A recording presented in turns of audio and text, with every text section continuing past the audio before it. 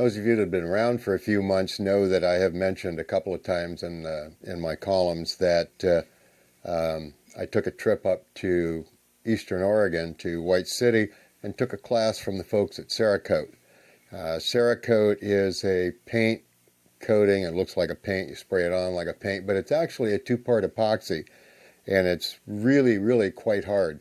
It's about 13 times harder and more, or I don't know if it's harder, but it's 13 times more wear and abrasion resistance than the rest of the spray-on, bake-on finishes. So it really, really does a great job.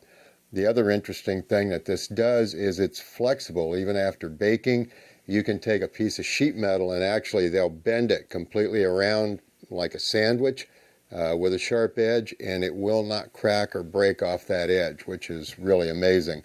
The other thing that you can do with it, you bake this at most metals at 275 for 2 hours. If you're in a hurry, you can bake it at 375 for about 45 minutes.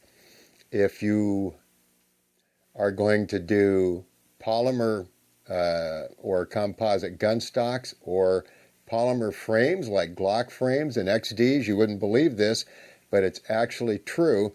You can spray this on the polymer and stuff, and it sticks and will not come off. The only difference is where you abrasive blast the metal components with a 100 to 120 either garnet or aluminum oxide grit at about 90 to 100 pounds of pressure.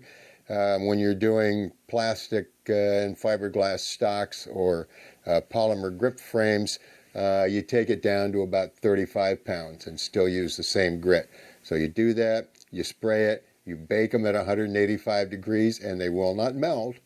And I tried it. I tried scraping it. I tried bending them and everything else, and the stuff doesn't come off. It's essentially part of the finish. It's truly amazing. I never would have believed it, but it's actually true. Now, let's take a look at what I did when I went up.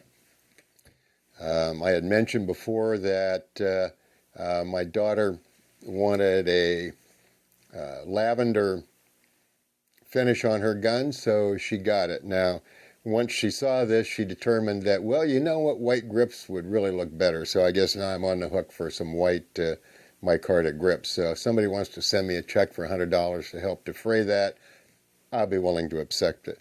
But you can see here, if I reverse this back around here, the line where the side plate is here, this stuff when it goes on is either a half a thousandth or roughly a thousandth. But once this was sprayed, yeah, I had no problem tapping that back in. So it doesn't affect the fit at all. If you'll look here, you'll see that it's all the way around everything. What we do is we put a rubber plug in both ends of the barrel so it doesn't get in the barrel itself. I asked them about scrubbing around the front edge here where typically you get a lot of lead and buildup and stuff, and they said don't use a stainless steel brush, but anything else, lead remover and the rest of that, it won't affect the finish, and it'll take off the lead and the powder residue, but it won't take the finish off. So I can't swear to that. I haven't done it yet, but that's what they tell me. Now, this is the frame from my TZ75, which was the 10 folio clone of the CZ75. This is called titanium blue, and if you see here, this goes all the way down into the frame here. I'll rotate that around.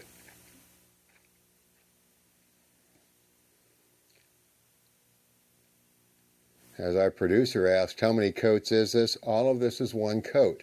This is a two-part epoxy finish. So you mix it up and then you spray it on one coat. And as opposed to most finishes where you can keep dusting it on until you get the desired color, this goes on and they want it wetted.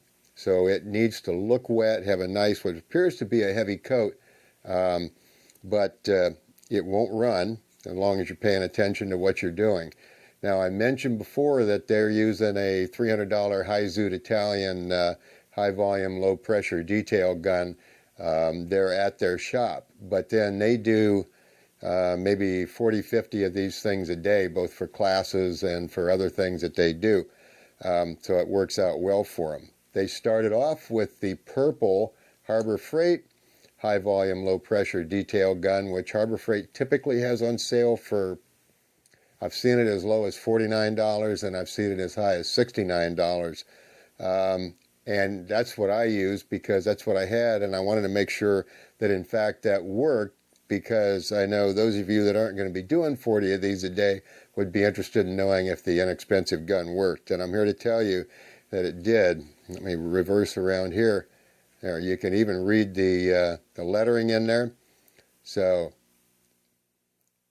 it really, really, really is a thin coating, but very hard. The one thing with the Harbor Freight gun is it comes with a 1mm nozzle. They prefer and suggest the 0.8 millimeter nozzle, and son of a gun if you can't order that as an accessory, and it's about $12. So invest in that 0.8 millimeter needle and nozzle. The only reason they quit using it is because of all of the, they call it Cerakote. That means there's all kinds of little teeny tiny microscopic ceramic balls in there. Well, those have an abrasive factor, obviously, as it's coming down through the gun, past the needle, and through the nozzle. So if you do a lot of this stuff, it will wear out the steel needle and the nozzle on the Harbor Freight gun, because frankly, it's not as high a quality a steel as what's in the Italian gun. On the other hand, it's less than a fifth the price. So you understand what's going on there. I'd be inclined to go with a Harbor Freight gun and use it until it wore out, and then if I was doing enough, I'd get the other one. By the way, I don't recommend this, but you can buy the extended warranty, and every 2 months they were getting the gun replaced under the extended warranty. So I'm not sure that's an appropriate thing to do, but I merely pass along what they said. By using those guns, and you take it down to about 20 psi on the gun, and you set it up so that you're getting, at the distance that you're spraying, roughly 1 inch to 1.25 inch pattern. And you check that first on a piece of cardboard. And once you do that, as you see there, we've gone down inside here. It's inside the frame. It's everywhere. And there aren't any runs. I thought, well, maybe you should turn the thing sideways so that you get it vertically for, when you're, spraying down through a vertical area like this. But they say no, that if you try and do that, it'll run. So you just still leave it sideways, and you spray right down through here. But, if you're used to using a spray can, if you're good with a spray can, you'll be dynamite with a gun, believe me. I've used cans all my life, and it came out first time, every time, perfect with a gun. I didn't make a single run, and those of you that know me know that I am not the world's most coordinated person. But, okay, there you have that. You'll notice that this frame here is a little bit shinier if we catch the light than the purple one is. And then if you look at this, you'll notice that this is pretty much a semi-gloss. You can adjust this by varying the hardener to epoxy ratio. At 24:1, you end up with a matte finish, a very dull matte finish, non-reflective. Keeping in mind that all of these parts had the same abrasive blast and looked just the same before we painted them, you can see the difference here. So matte, then you go to a satin finish, which is kind of what we have here on this gun, and you can see it's a little bit shinier. And when we get down to 12:1, as on the extension of my walking stick here, it's sort of a semi-gloss. You can see it's really much shinier than the others. So what we have here is at 18:1, we have a burnt bronze color, and this is on an AR receiver. And you can see down in there, even with all of the rails and inside and all that stuff, it's still coated very nicely. All right, now I put the door back on, and and the forward assist, but it came out. I am really, really proud of the way these things came out. They're excellent, and believe me, it's not me. This is an extension for one of the Boyd's walking sticks. They're a pressure-bonded epoxy hardwood walking stick, 1.125" in diameter and 4 feet long. And I keep bugging them to make me one 6 feet long, but that's not the way their laminates come to them. So what I asked them to do, and they're going to do, is they're going to make me an Applejack stick, which is the black and red, without the knurling, because I don't want the strength of the stick compromised. Now this is a 1-inch tube, or ID tube, and 1.25" OD. The sticks themselves are 1.125", so I'm going to turn down the top 6 inches of the stick to 1 inch diameter and put this on with Acraglass, and that will give me then a 2-foot stick. This is very, very light, but it's 6065 T6 aluminum, so it's also very hard and very strong. What I did here, as you can see, these are, I knurled it in 3 places, and then as Daryl shows you in a machine shop course, the grooves here are just setting the lathe up to make a 4 threads per inch thread, and then I cut it with a small round nose cutter, so it came out looking really nice. And that gives you the ability to hold the stick up there. When you're going down the hill, it's longer. You can reach down the hill farther. And if you're walking your dog and need to discourage 2-legged or 4-legged dogs,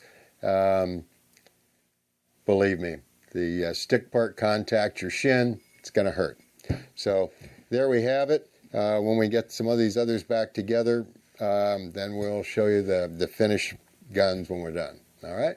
From Cerakote, I think you'll be really, really happy with this stuff. It's a little expensive. It's about $30 for 4 ounces, but you can do 6 or 8 guns with it. So for probably less than $8 a gun, and you can do the whole thing. None of these took longer than about 10 minutes to do. You should be able to turn back about $100 an hour in profit on this stuff. So it's a heck of a good thing to do in your shop.